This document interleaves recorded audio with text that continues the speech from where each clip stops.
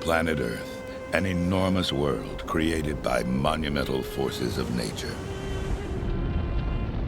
And it's the only place we know of in the universe that has fostered the miracle of life.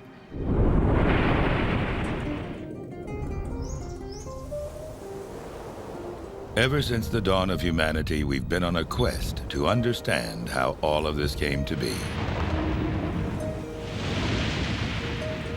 Nature is about to embark on the most ambitious project we have ever undertaken. In the next 5 programs, we explore the unfolding story of volcanoes and tides, earthquakes and climates that sculpt the world we know today. We begin with a journey back in time to the very birth of the planet. Here among the lava flows of Volcanoes National Park, Hawaii, we catch a glimpse of that once raw, new world.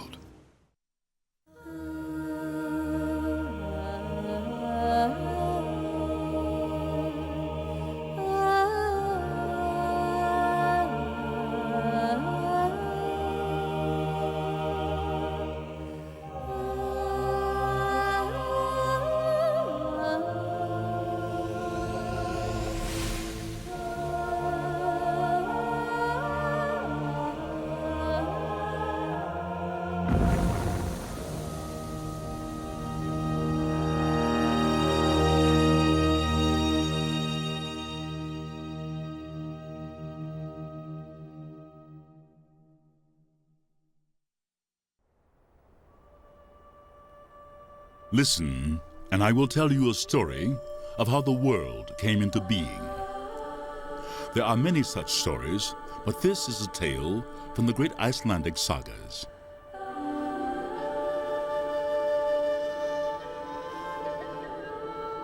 In the beginning was a land of ice and freezing fog, from whence came coldness and all things grim.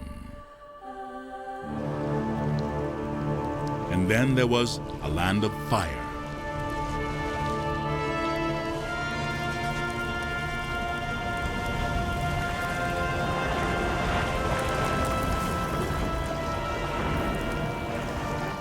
Bright and hot, flaming and burning.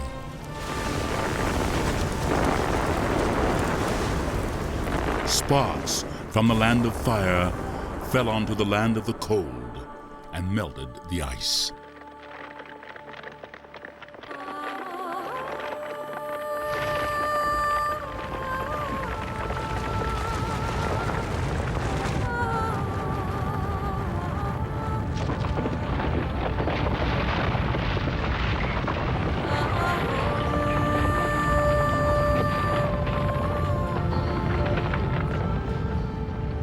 Between the cold of ice and the heat of fire, a new world was created. A world where the forces of nature were perfectly balanced. This is the story of that world, a living, vibrant world, a planet called Earth.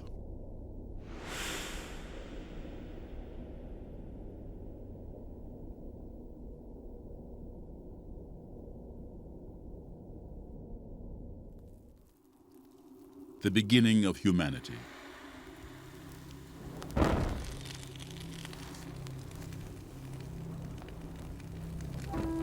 And with the first glimmer of human consciousness came the need to explain the forces that shaped the world, a world that was seen with awe and wonder.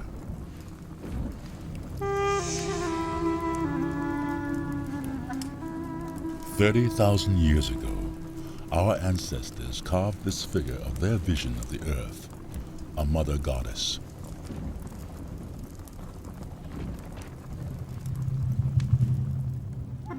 Deep within the womb of their mother, in the darkness of her caves, they forged a magical relationship with the earth, and she gave them their daily bread.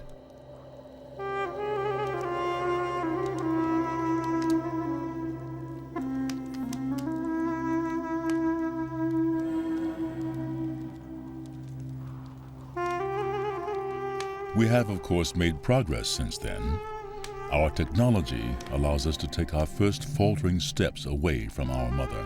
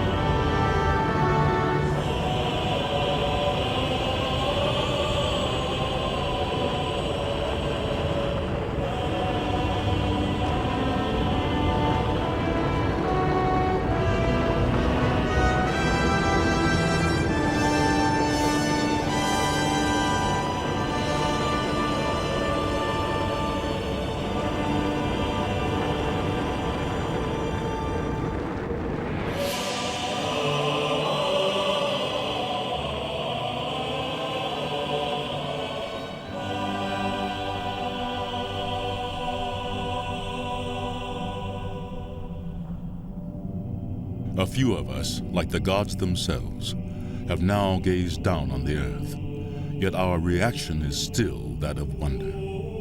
For many astronauts, their view of the planet below was a glimpse of divinity.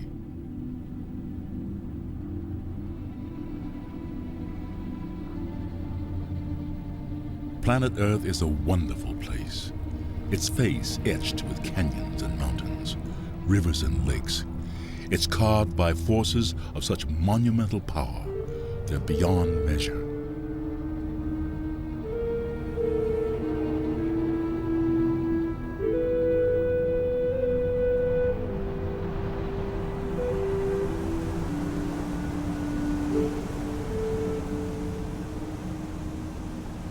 Yet, despite such overwhelming power, there is everywhere a thin, delicate veneer of life, its patterns shaped by the same forces that shape the planet.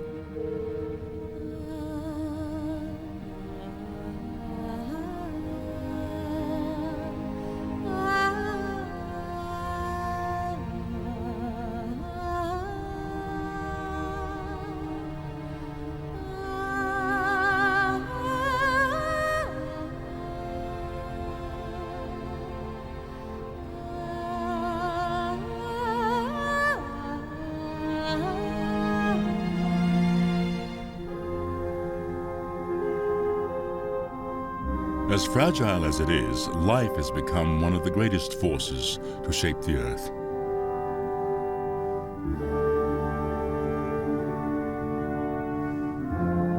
But why is planet Earth covered in such a dazzling variety of life? What makes this place so special?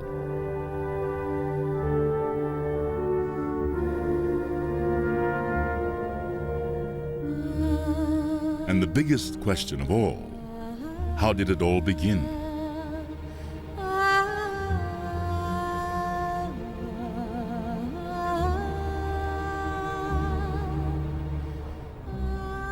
Our journey of discovery starts not on the planet itself, but deep in space.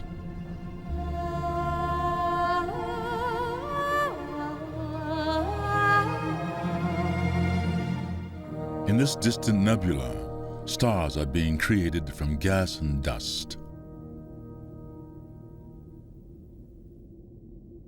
But we're not just seeing across vast distances, we're seeing through time itself. When we gaze at the night sky, we see stars and galaxies as they were in the past.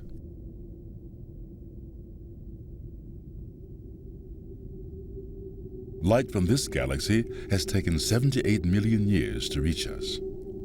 If someone was watching us from far enough away, they would see our past, our solar system coming into being, the beginning of our story.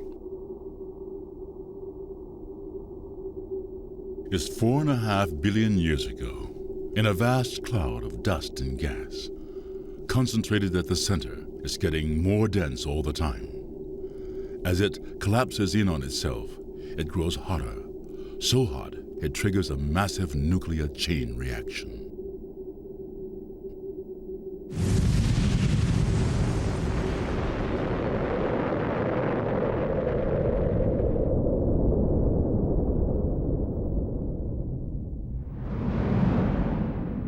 This huge ball of burning gas swallowed most of the dust cloud, but enough was left over to form tiny grains, which fused together to form rocks, which fused together to form planets, our solar system.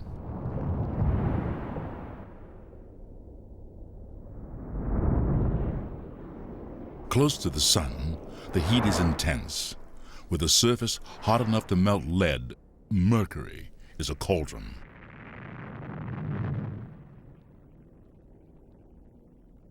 Farther away from the sun, the temperature drops well below zero.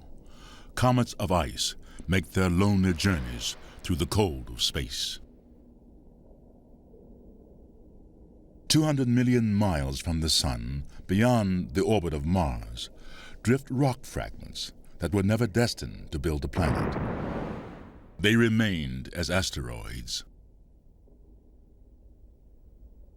And farther away still, In the outer reaches of the solar system, the sun is so distant the temperature is hundreds of degrees below zero. This is the realm of giant gas planets. Jupiter has no solid surface.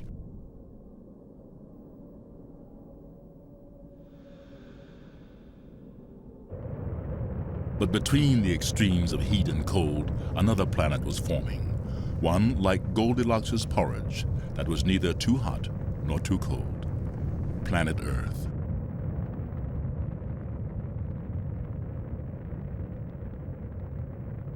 "4 billion years ago, it was still growing as a rain of massive rocks, meteors, crashed into it, adding to its bulk.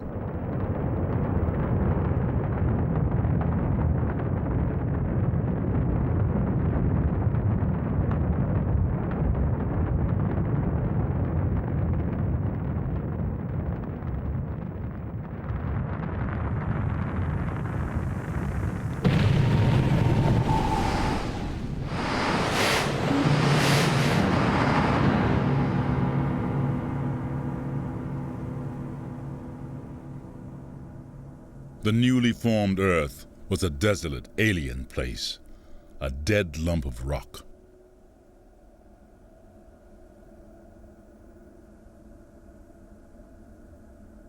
Just dust and gas and the cold of space. There was no atmosphere, no life, nothing. So how did it turn into the familiar place we live in now?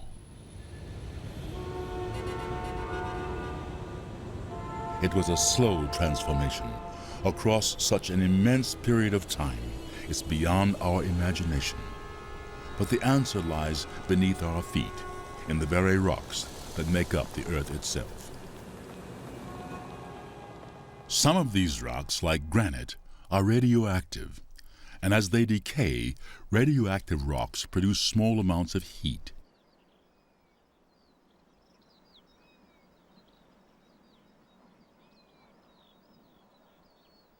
It's such a tiny amount of heat that if we tried to boil a kettle by heating it with a cubic inch of granite, it would take about 4 million years.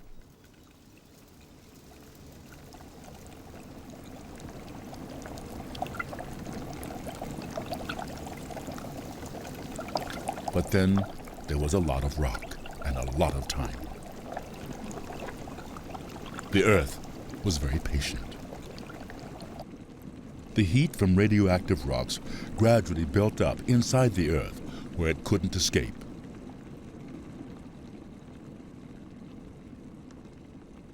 Eventually, it did more than boil water. It melted the rocks themselves.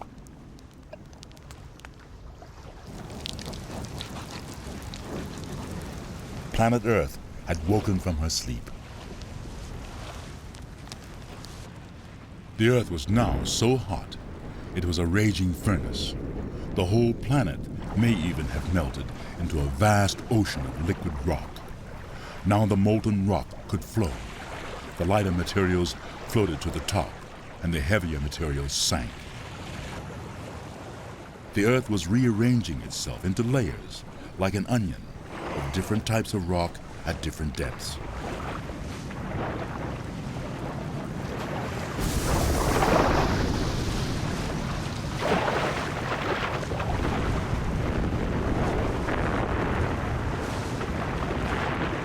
It wasn't only radioactivity that melted the rock. The Earth was also heated by collisions as meteors still rained down from space.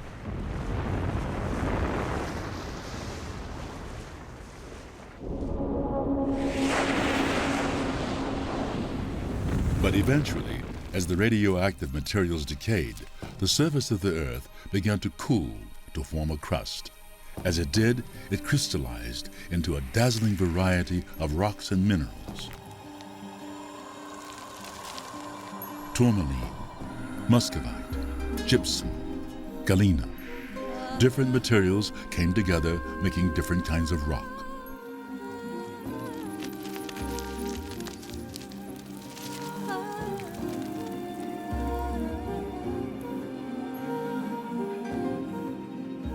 The Earth's surface, its crust, became cold and solid, but deep inside, the planet was still hot and molten.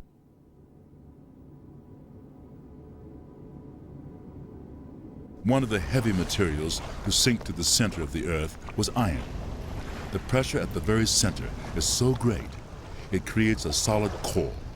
But around that, molten iron circulates in massive currents, a slow movement that turns the whole Earth into a huge magnet.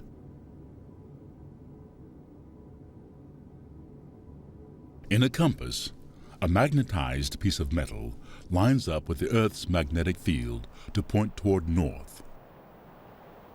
And for centuries, travelers have found their way around the globe, guided by the Earth's magnetic field. Even today, we still depend on the magnetic field generated by those slow-moving currents of molten iron thousands of miles below the surface. In the most sophisticated aircraft, a magnetic compass provides a backup to modern navigation systems.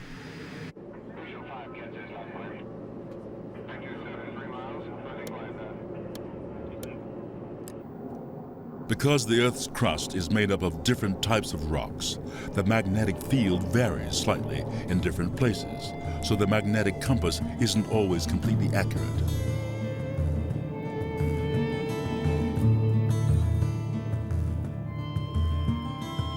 But some long-distance travelers rely on these variations in the magnetic field.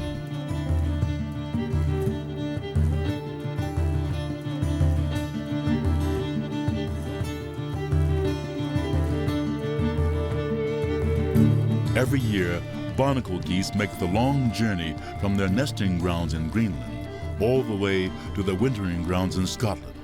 They use a mental picture of magnetic variations as a map.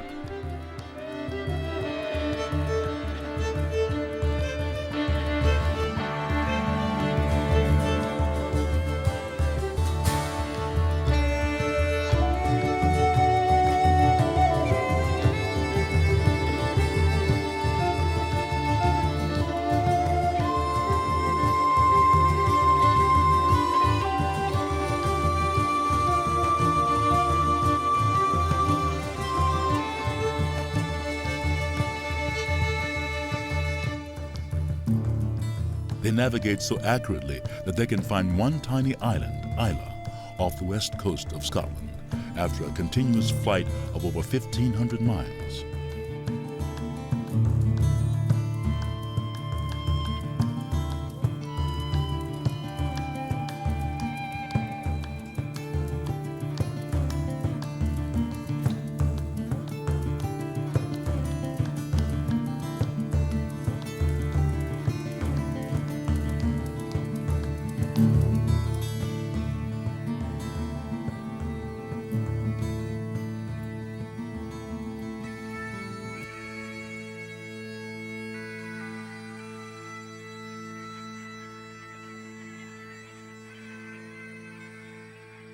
All the barnacle geese from Greenland spend the winter here.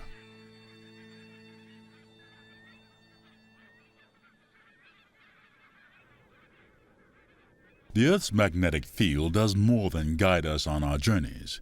It shields us from the solar wind. As our sun burns, huge solar flares, hundreds of times the size of the Earth, eject streams of charged particles that streak toward the Earth at the speed of light.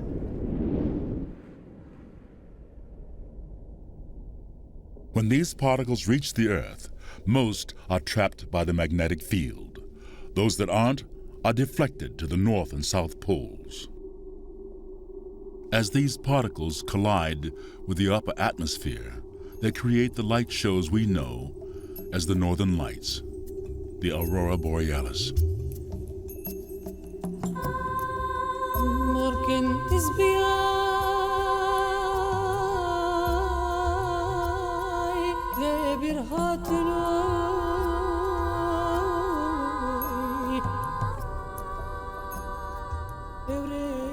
And the different gases in the atmosphere produce different colored lights.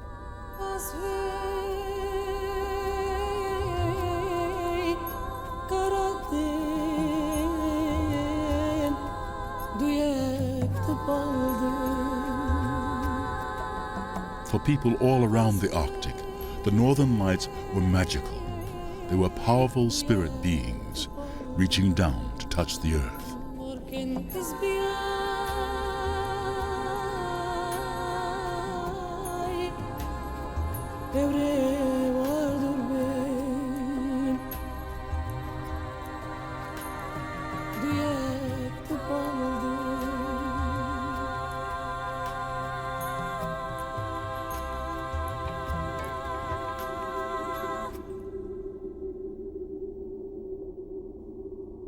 The Earth and Moon are the same distance from the Sun, but the Moon is much colder.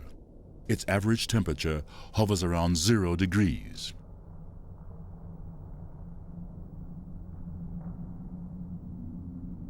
So why is the Earth so much warmer?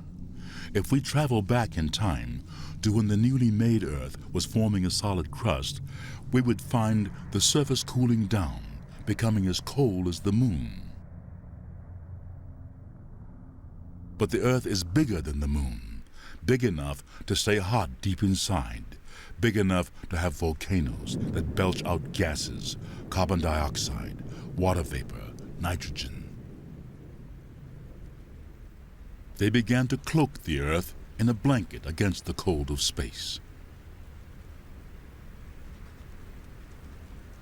The Earth now had an atmosphere, but it was one that would kill us in one breath.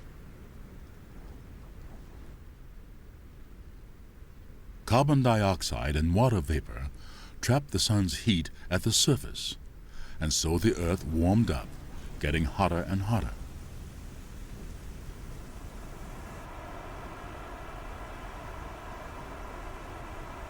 It may have reached nearly 200 degrees, hot enough to cook most forms of life on Earth, though not a high temperature by galactic standards.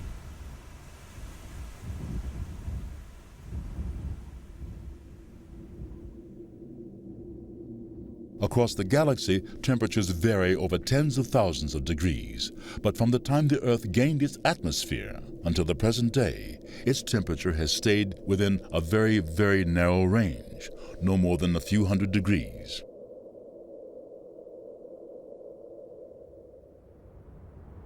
And within this range, something special happens, something vital to our very existence, yet something we take completely for granted.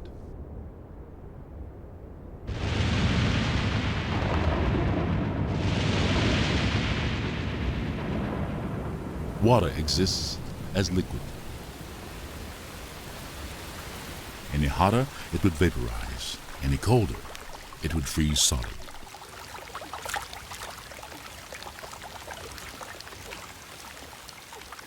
There can't be many places in the universe that experience the miracle of rain.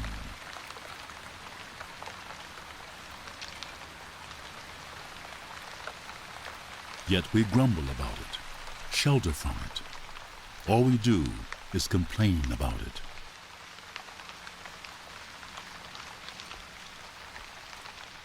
Only a few of us really appreciate liquid water for the miracle it is.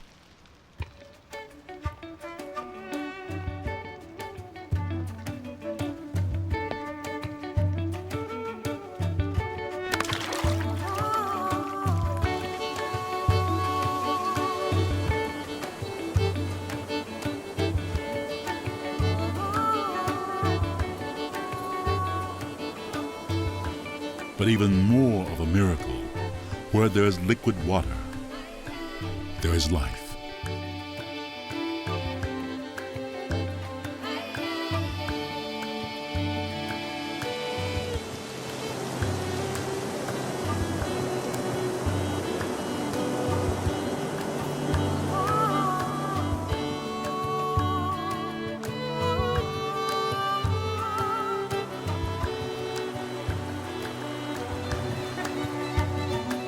Life, in all its variety, has colored the whole planet. It's water that makes our planet the special place it is. Because without it, life on Earth could not exist.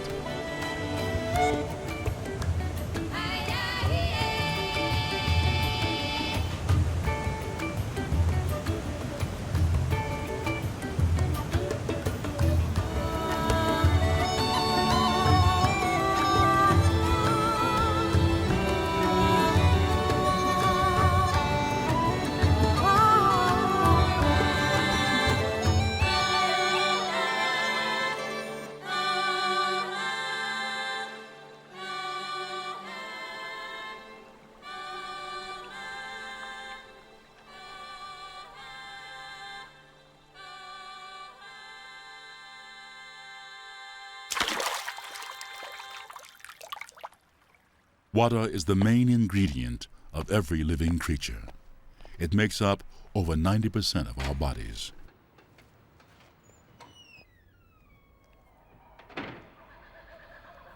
All the complex chemistry of life must happen in a solution of liquid water.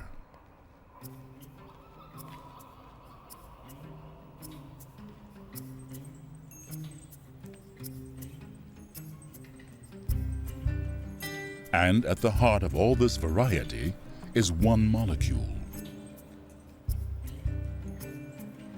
DNA, the double helix that carries the blueprint for life. From bacteria to humans, this is the very stuff of life. A molecule that can make copies of itself, that can change and evolve.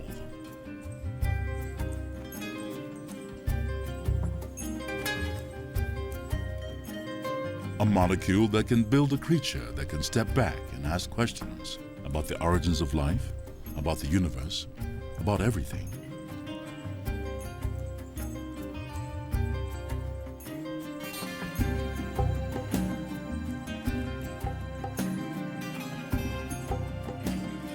The first living molecules appeared very quickly after liquid water began flowing over the face of the earth. That something so complex, so delicate, so precisely structured could appear at all seems like a miracle. But however it came into being, this molecule, life, changed the world forever. The first life on Earth was a form of primitive bacteria which flourished in the warm primeval mud.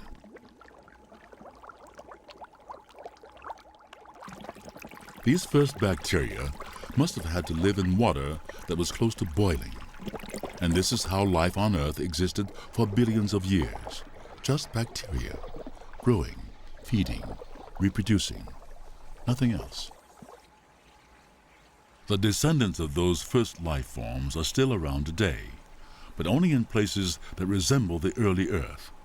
Places like Yellowstone National Park, where hot water runs freely.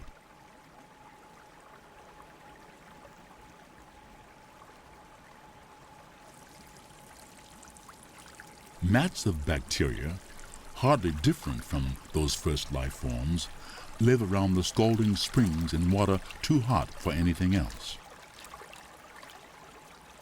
They carpet the hot rocks with shades of yellow and red.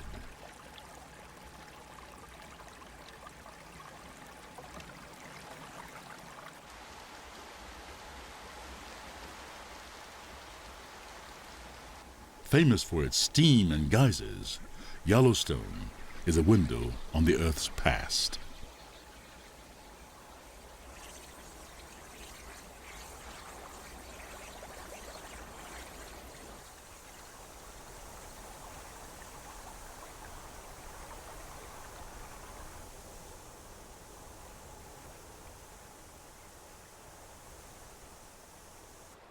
Even when the temperature plunges 20 degrees below zero, the hot water never fails. It provides an oasis of warmth in ice and snow, not just for ancient life forms, but for more familiar, more recent creatures.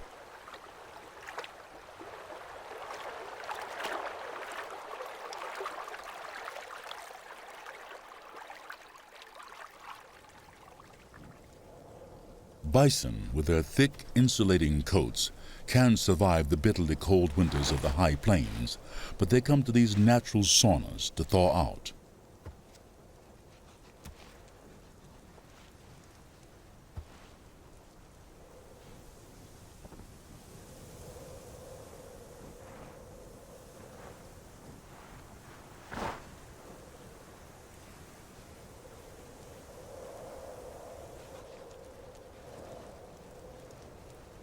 Why is Yellowstone such a bizarre place? Where's the heat coming from?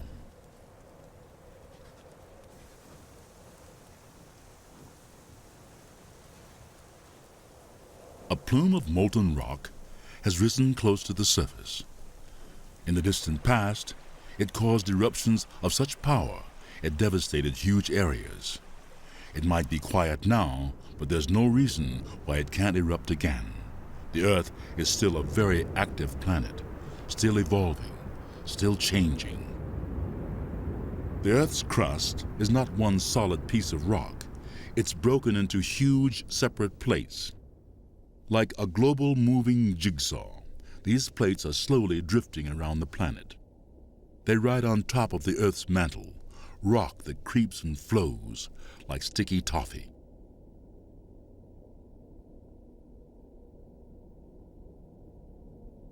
And while continents collide, volcanoes are born.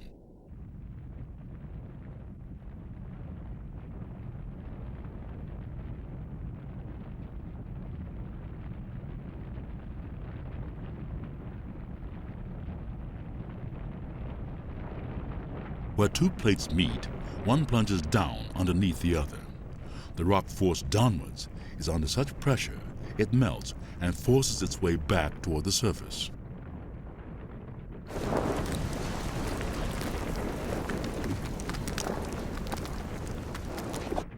Underground chambers hold reservoirs of molten rock, magma.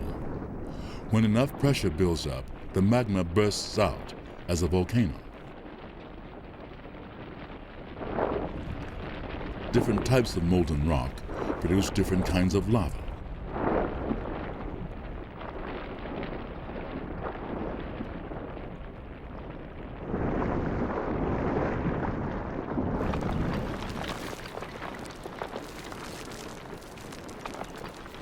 As the most active volcanoes are in Hawaii, scientists call different types of lava by their native Hawaiian names.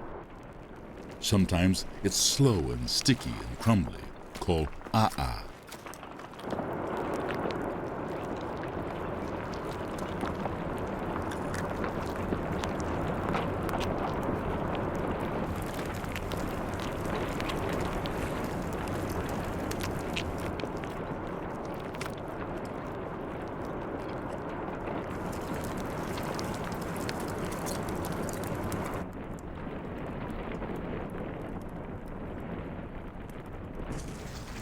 Another kind of lava is more runny.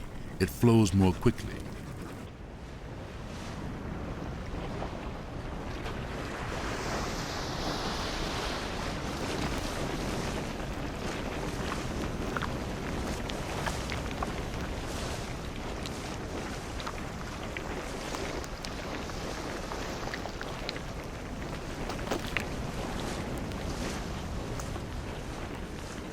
Folding over on itself like batter, it has a ropey texture. This lava is called by its native Hawaiian name, pahoehoe.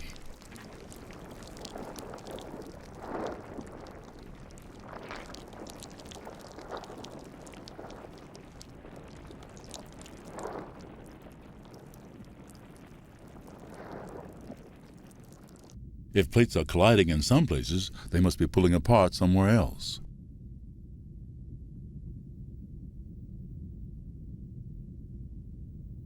North America is parting company from Europe at about the same rate that fingernails grow, but the line of separation is hidden deep beneath the Atlantic waves. These two plates are pulling apart along a ridge of volcanic mountains that runs down the middle of the Atlantic Ocean under 3 miles of water.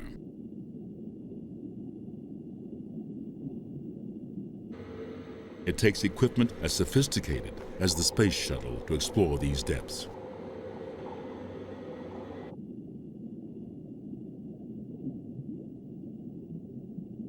And in the crushing pressures of the deep sea, we find things we could never have imagined. Black smokers. Water at temperatures reaching 600 degrees erupts out of the rock, carrying minerals from deep underground.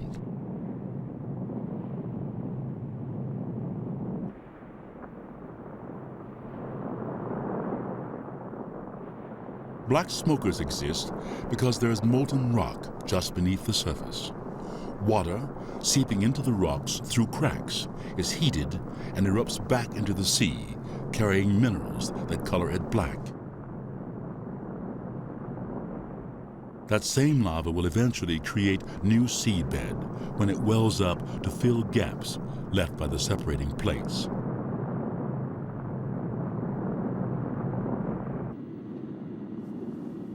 And even more startling, there is life down here. Colonies of shrimp live on bacteria similar to those first primeval life forms. And the bacteria get their energy from the minerals gushing up in the smokers. This is life, but not as we know it. These are among the very few creatures on the planet that don't ultimately rely on sunlight.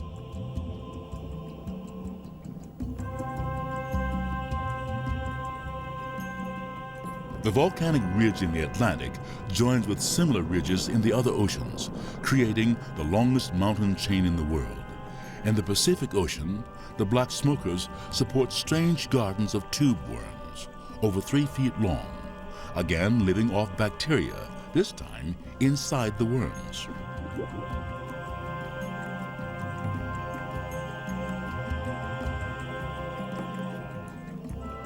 The discovery of black smokers has raised a whole new set of questions. Some people even think that this was where life first appeared on Earth.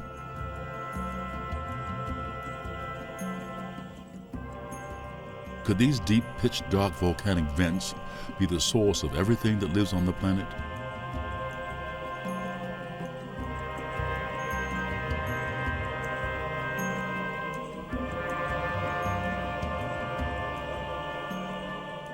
As yet, no one knows for sure. In fact, we know less about these hidden depths of our world than we do about the surface of Mars.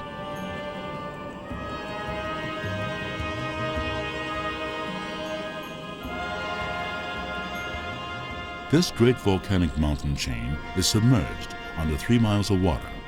But in the Atlantic Ocean, there's one place where the ridge rears its head out of the sea.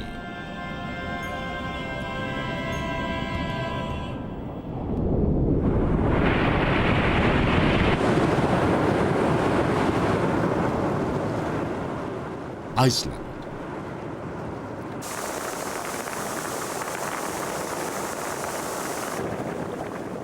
Halfway between Europe and America, Iceland sits on the northern end of the ridge where the 2 plates are tearing themselves apart.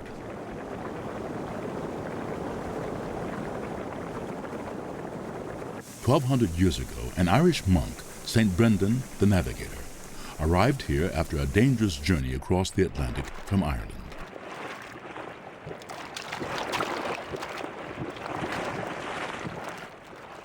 He could never have imagined such a place. He was convinced he had found the gates of hell.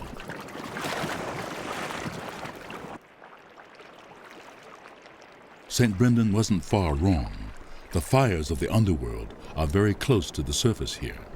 Iceland is the most volcanic place on Earth.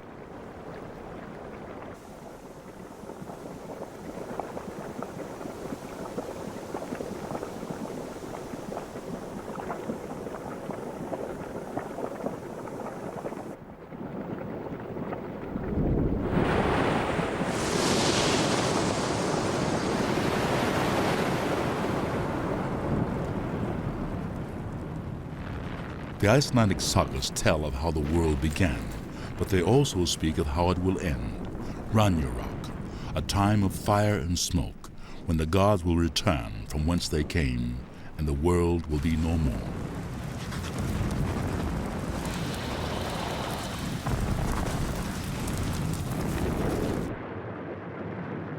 In 1973, the island of Heimaey, off Iceland's south coast, had a private glimpse of Ragnarok.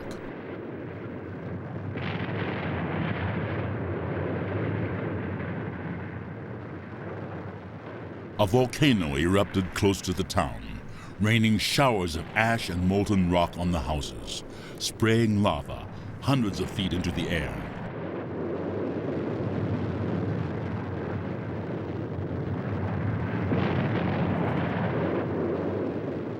More than 360 homes were completely lost, burnt or buried under the volcanic ash. Another 400 were damaged.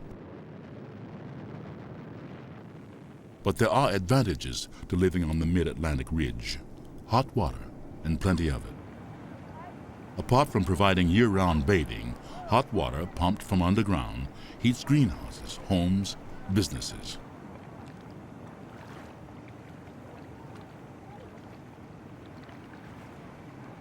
Heat from all the volcanic activity just below the surface means Iceland has energy to spare.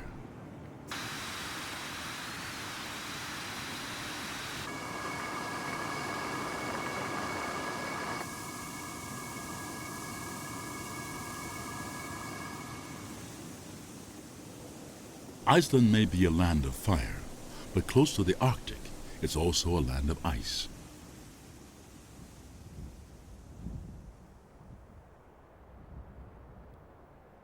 This is the biggest ice cap in Europe, the Vatnajökull Glacier, a slab of ice almost 2,000 feet thick.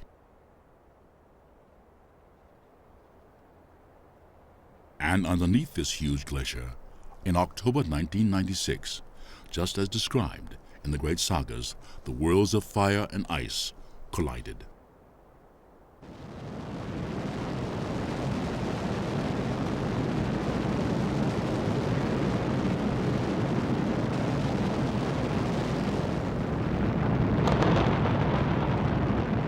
A volcano erupted, melting the ice at the bottom of the glacier, creating a violent explosion of steam and ash.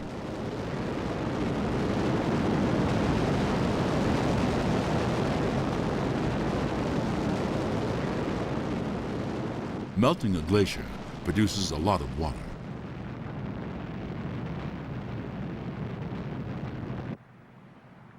But after the eruption, nothing happened. For weeks, life went on as usual.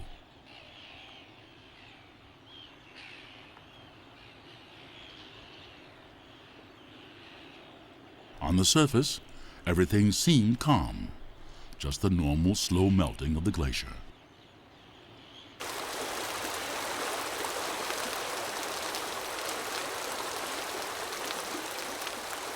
Then, on November 5th, 4 weeks later, the water found a way out,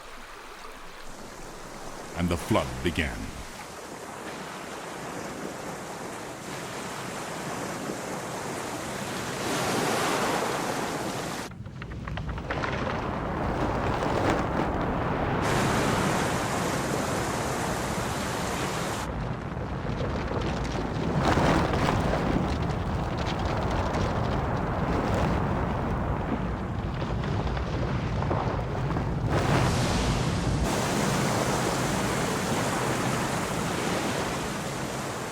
Almost a cubic mile of water had been trapped under the ice and was released in a matter of hours.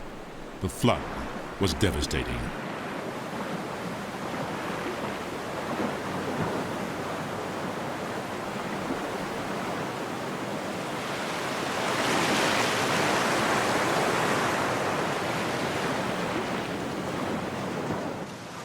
"30-foot-high boulders were swept along by the torrential waters.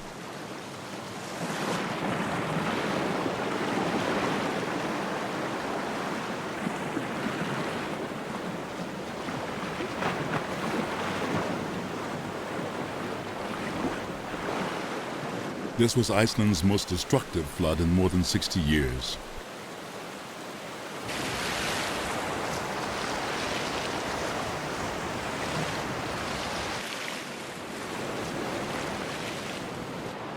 Roads were destroyed and buildings demolished, yet surprisingly, there was no loss of life.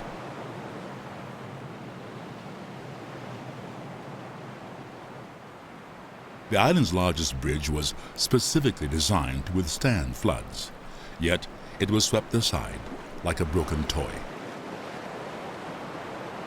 The cost of the damage would be close to $12 million. And the population of Iceland is only 250,000 people.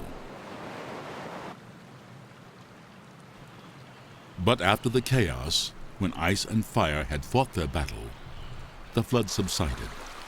Calm and life returned to the land.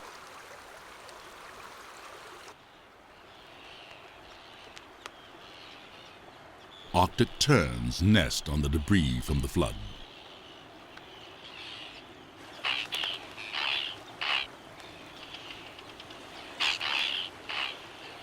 Living in a land of such extremes, it's not surprising that ancient Icelanders, in their great sagas, saw the living world as being created between the worlds of ice and fire.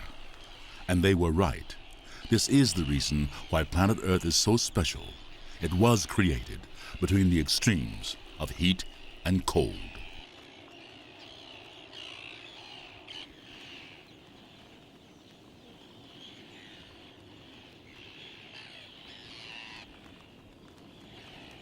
But our story isn't over yet. Life had still to play its most dramatic role.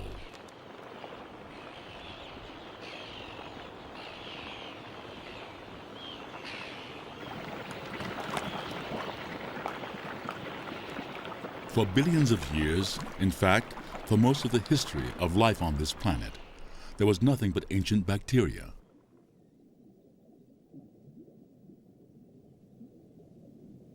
And then something new, something devastating that would change the face of the planet forever.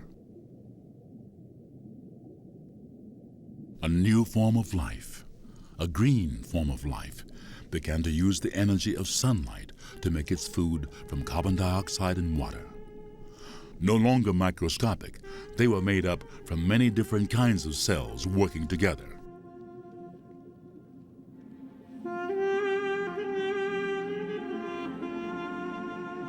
Oxygen was poisonous to the ancient bacteria.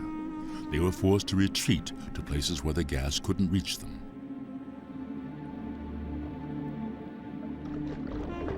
This is the worst case of global pollution the Earth has ever known. As the new life forms spread, oxygen began to build up in the atmosphere, creating the air that we breathe today.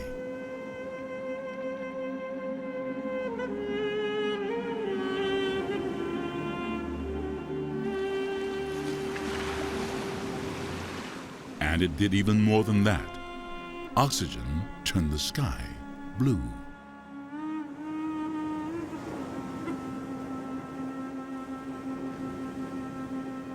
Life is adaptable. New conditions create new opportunities. Creatures arose that could make use of all this oxygen.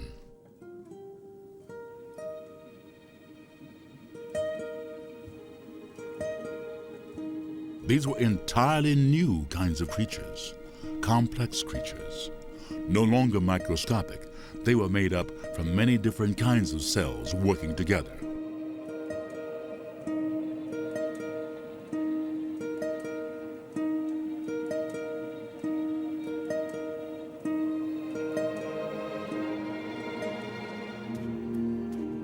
"600 million years ago, there was an explosive burst of evolution. And within a short period of time, every major design evolved, every kind of body plan that has ever existed. Nothing radically new has appeared on Earth since that time.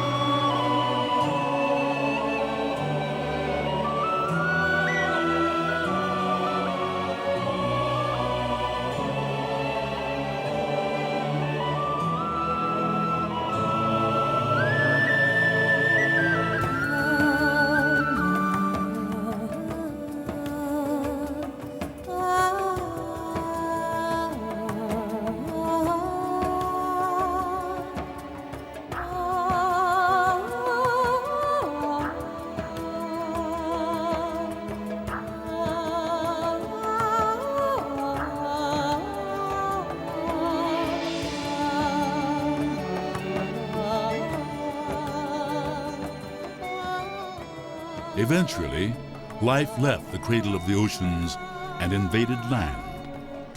life had claimed the whole planet for its own.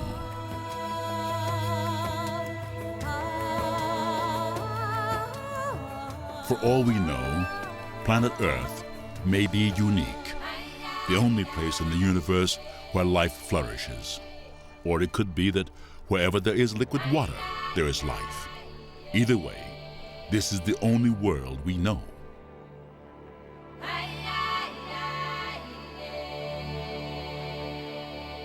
With every passing generation, our comprehension grows. Yet, at the end of our journey, we arrive where we started, in a world more full of wonder than we can understand.